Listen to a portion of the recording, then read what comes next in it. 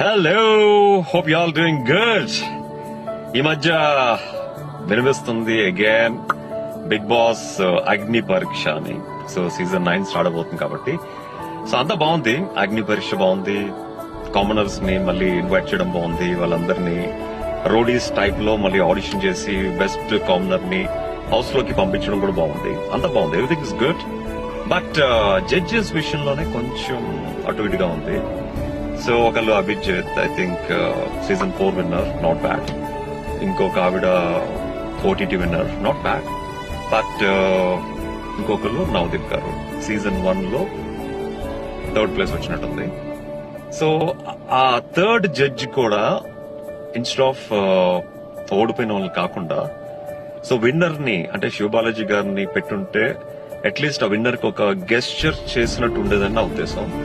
So ఇంకా మన విషయానికి వస్తే ఇంకేముంది, మనది పెద్ద కాంట్రవర్షియల్ సీజన్ కాబట్టి సో ఒక ఇష్టం లేని అంటే బేసిక్ గా ఒక టీమ్ కి ఇష్టం లేని ఒక కంటెస్టెంట్ ని గెలిపించాల్సి వచ్చింది కాబట్టి గెలిపించారు. జస్ట్ బికాస్ ఆఫ్ ఆడియన్స్ ప్రోద్బలంతో, ఆడియన్స్ ఎంకరేజ్ తో, ఆడియన్స్ రచ్చతో. ఇన్ఫాక్ట్ లేకపోతే మీరనేవారు, లేకపోతే మనం ఎంత కష్టపడి ఆడినా, ఎంత గెలవాలని కసిగా ఆడినా మనం గెలిచేవాళ్ళం కాదు.